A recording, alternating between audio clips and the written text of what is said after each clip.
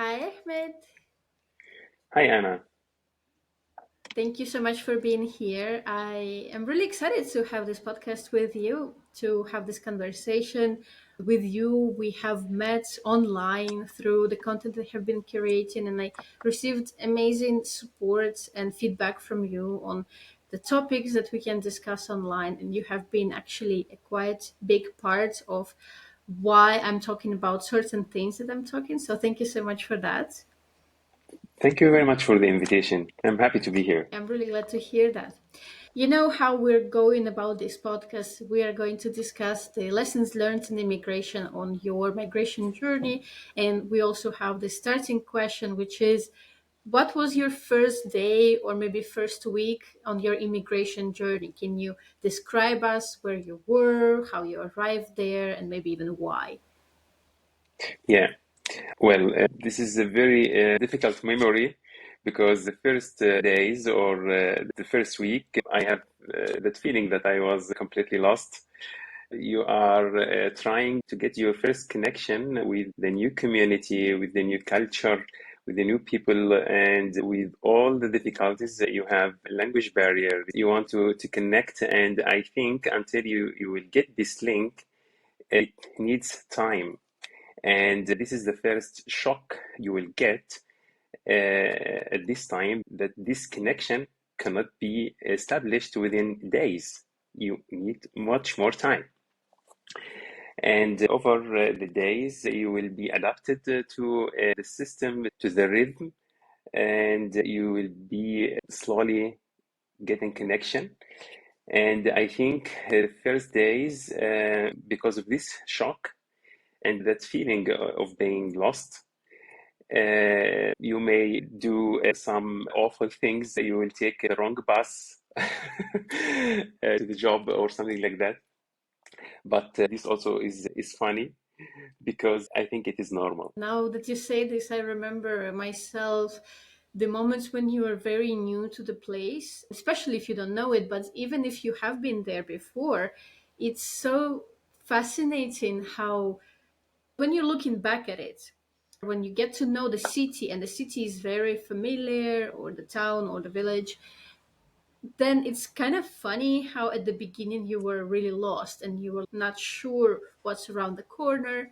Once you have this map in your mind of the place that you are at, it's so much easier to navigate it. But the beginning of it is actually very awkward and funny as well. I have the stories myself when I wasn't sure where the shop is or where the bus stop is. You're very anxious. I tend to do this kind of preparation if I'm not sure, where the train is leaving, or like where can I take the train, because tomorrow I will be taking it for the first time and I don't want to be late. I don't want to be nervous about it. I want to make sure. So I will go there beforehand. I will figure it out. So then my planning is perfect, but oftentimes it's Exactly. still not perfect and you will make those silly mistakes for sure. Sure, exactly. It's the same experience which I have had. You moved from Egypt to Austria, right? Is that the first week? Or did you have some other steps in between? No, actually, my journey with immigration started in my childhood. I went with my family to Oman, which is also an Arabic country. However, you are the same. You are a foreigner. You are immigrant, and it is the same feeling. And regarding the part of immigration related to my career, it was with my journey to Germany. As I came to Germany 2011, and this was my start. And I have worked in Germany for about 10 years, and I have to start this again with going to a new country as I have started here in Austria about 9 months ago. It's very fascinating how certain professions, certain callings that we have, they can be very related to the place, right? Like maybe where there is a better school or better way of practicing things. So what do you do and why Germany and then Austria? My profession is I'm an orthopedic surgeon and consultant of orthopedic and trauma surgery. And the idea with traveling to a Western country like Germany, because of the advanced healthcare system, and the advanced training, which was always my dream. to start my career in a country like that. I got success here, so I traveled to Germany. I started my residency, and I got my board certification. Started to learn many skills and get more qualifications through all this time. Then the recognition to be a consultant. And actually, it is a very nice experience because of the solid healthcare system in Germany. It was totally new to me in comparison to what I really also experienced in my home country. Almost any profession in healthcare seems to be very much in shortage, right? There is so much that needs to be done. People need support with the healthcare. Did you find your move to be more complicated, let's say, because it is still an immigration journey, or did the authorities support you somehow? And how much of the competition do you find? Because you say it is indeed a very high level environment for you to be in. The way to practice medicine in Germany was more or less clear. You have to learn the language. All my study was in English, and I must shift all of my medical, even the language, to German. So I started to learn not the German language as a language to live with, but to practice medicine with. And this is another challenge, especially when you have all of your study in English. And regarding the competition, yes, there is a very high and big competition, especially to come to the best positions where the training is highly qualified, to get also attached to good mentors, to good doctors. And this is why you have to work on yourself. You have to gain more skills. You have to spend more time for your work to improve your language, to improve your communication skills, until to come to the point that you will feel integrated. You will feel the part of the team, the part of the system. And then there will be a very big harmony to achieve the personal goals. Yeah. Sounds quite nice. I can imagine it's very challenging, and knowing you that you're working all the time, you well deserve this success, and the way that you are now developing your career is something that is fascinating for me as well. So Thank you. you are now going to level up your career. When we connected, you wanted to speak more, to deliver your message more in public, to advance the medicine as well with all your knowledge, right? I remember this very beautiful mission that you had in front of you, that it's not obviously about you building the name for yourself as a professional, which felt to me like more of a byproduct of what you wanted to do. But it was much more about you being able to educate others on the learnings that you have found for yourself, the things that you have learned from other people, so that you together could advance the field that you're in. Exactly. I have finished recently a mentorship program through one of the most recognized societies in our field. And I am mentoring some of our younger colleagues. I like it very much to deliver my knowledge, to deliver my skills, to give what I have learned. This is regarding the teaching part. And on the other side, I'm working on research projects, trying to get new ideas, to add something to our practice, so we can also give more benefits to our patients. We can also advance and improve the patient's care, patient safety. And this is the main topic with which I am currently highly concerned. So beautiful. I don't know much about the different aspects of your work, obviously, because it's very niche, it's very specialized. That's how medicine is, right? You're specialized in something very, very specific and you master it. But the way that you're talking about it and the whole message of, yeah, taking care of the patients and taking care of the people who take care of the patients, now that you can mentor, that you can teach, you can guide others, I think it's very, very beautiful. And what is the hospital's staff like? Is it also foreigners like you, or is it kind of more Austrian, so local? How do you find yourself in such environments, especially when you need to guide someone, right? Yes, yes, this is very exciting topic. My experience in Germany, I have worked with many colleagues from many countries and nationalities. However, currently at the hospital at which I am working, I think I am the only foreigner in a big team with about 82 doctors in the department. And this is exciting, yes. And I think through my experience in the last 9 months, it has been proven that it is the same way. You have to take the same way. You have to keep some principles, and you will come through. You will be a part of the team. You will get also your goals achieved. How to cope with such a difficult situation? We have a personal part and we have a professional part. And regarding the personal part, you have to keep honest. You have to keep your integrity. And this is the way you will connect with the other colleagues. And on the professional part, you have to be competent, you have to deliver skills, you have to add benefit to the workplace. And at that time, I think you will be welcomed with your colleagues, you will be also welcomed from your patients, and you will be integrated as a part of this community.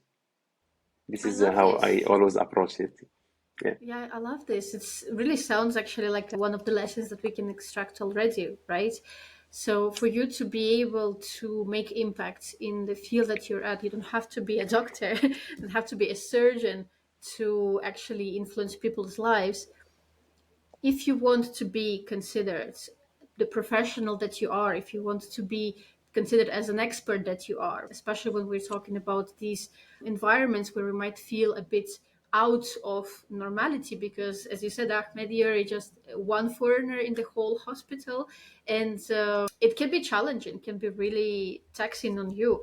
So if you stay integral to who you are, if you stay connected to your truth, your probably even mission, knowing you, it is the kindness, the support, I dare say even love towards life, towards the patients, towards the craft, and also the competence. You cannot just go there and do stuff. It needs to make sense. It needs to not harm anyone, obviously, especially when we're talking about healthcare, but even in other aspects of our work in other industries. It's all about constructive, contributing work instead of destructive and harmful. Yes, sure. That is the same difficulty with every start, at every workplace. It is only different on how much time you will take to get to the point, to this point, at which you will feel I am part of the team. I have overcome the obstacle of that feeling I am not part of this community. And through your competencies and through your personal attributes, which I have said, honesty, integrity, accountability, trustworthy, you will come there. Not easy, but at certain point of time, yes. It does take time, I suppose. Even if we Sure. take it out of the context of being a foreigner or being someone new to the environment, it still takes time in a normal situation to build trust, to build rapport, to build relationship with people. So it is a game of patience. The things that you just said really sound to me like mentoring as well. You just delivered some wisdom that I really Thanks. related to. I really felt it resonated with my vision of things. So, what kind of things do you actually mentor your mentees on? Yes, this is very nice question because we can say the professional parts related to surgical skills, related to work, but we have also a personal part, which we call soft skills, non-clinical skills. The mentorship program is based on both parts, and you try as a mentor to connect with the mentee and to keep a bond to not only to be supportive on the professional practice, but also on the normal life topics and issues. This was a very important part of the mentorship program. Then another point is what we call a directional or dual directional mentorship. I will be the mentor at some time, but I am also open to receive advice, to receive feedback from my mentee. So at that time, he is the mentor and I am the mentee. Wow, I like that. Knowing that you are actually going to deliver some talks at very important congresses, you just told me off camera before we started recording that you have two things confirmed. And Yeah, I'm really excited for you because it's also the reason why we connected. We talked about public speaking in a foreign language yeah, on a topic that might be complex. So, how do you make it engaging? How do you make it exciting for people so they can learn, they can engage, and they don't tune out, scroll on their phones, and things like that? How will you prepare your talk? I find this topic, public speaking, very fascinating, and I am very excited about it every time when I want to prepare a presentation and deliver a talk or something like that. And the most important part is not only to give these solid scientific facts, but to have a manner or some procedure to use storytelling, to use body language, and to keep connected to the audience. And I am currently also very interested in this topic. I'm trying to improve my skills in public speaking, trying to improve my skills in preparing presentations. And I think for the next two presentations, which are on an international level, I have to make a very good preparation for something like that. You know, there are so many levels on which you can prepare, and the more you know about them, the more they get complex. Start with the message and add as much of you as possible because you have this presence which is very grounding and calm and excited at the same time. So even if you work on these two levels, like engaging information, but also your personality shining through, I think it will already be very cool. And maybe in the future we can talk about other things like the voice and the body language and so many other things that I am also learning right now, and they're fascinating. I cannot even begin to explain all the different things that I've learned about just recently. The vocal exercises that I'm super excited about because I think I've always had this dream of being able to sound like those dictators on TV. And when they speak, it's just like a whole new level. It's a thing that is probably a luxury because you don't technically have to have this kind of amazing voice to deliver good messages. But when you do, everyone knows that you have worked on it. You're next level. Sure. I'm really happy for you because we share this passion for public speaking. At the beginning, when I started doing this, and I felt quite selfish for my desire to do more of it because it's called public speaking. It's very public, it's very in the spotlight, you're on the stage, you have the microphone, you have this power. And then Yeah. your desire of doing more of it to me seemed very self serving, right? It felt very like self indulgent. And only when I talked to you, I think I finally got this the message and the way you're trying to deliver it will have impact on more people. If you have this mission of actually using yourself as the voice to educate, to inspire, to engage, it doesn't really matter if it is from the stage, if it's from the video, if you have a friend across the table with you and you're just drinking tea. It's really much Mhm. more about this mission, right? And I've heard these things before from friends, oh, this is cool, this is cool, you did that, you should do more of this. But I think only after we talked for the first time and I heard back some of the things that you told me about why you want to do it, I've realized, damn, this is actually quite a responsibility as well. Yes, exactly. It is all about responsibility. You have a message, you want to deliver it, you want to deliver your knowledge, you want that the others may change their practice accordingly, may benefit from your ideas, from your advices. And this is actually what I am willing to do something like that. Awesome. Are you planning to create some things online as well, some videos where we can listen to your messages The next step. offline? Oh This will wow, be that's the so next cool. step, yes. Awesome. I'm very interested in one topic, which is patient education. Mm-hmm. And this will be my next project in the patient education. And because there is a gap in the communication between doctors and the patients. Most of the doctors may speak the language which will not be completely understood from the patients. And many patients may go to some type of therapy without getting all the information they should know about Yeah. it before starting something like that. And because I have seen that this gap is going wider, it's going bigger, this motivated me to start a project regarding patient education. And I am about to make the main parts of this project clearer. And I will also start parallelly with the research project to have also an evidence for this project, to have also a base, to have also a good background for it.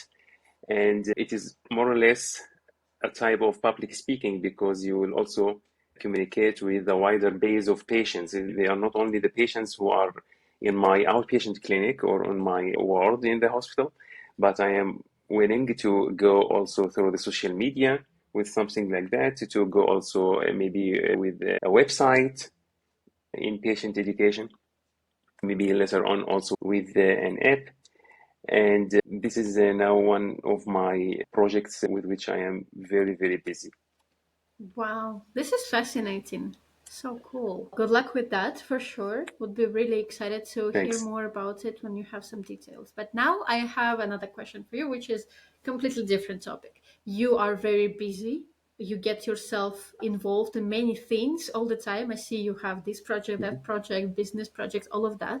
So I have a question to you, which kind of comes more from my understanding of how it is to be this high achiever plus immigrant plus someone who is building a career. You're always alerted, right? Like, I need to do more, I need to do something better. You're always in this self-improvement mode. How do you rest though? Do you have some ways that you relax, or it's always work for you? No, it's not always work. I have also my relaxing time and make sports, too much sports.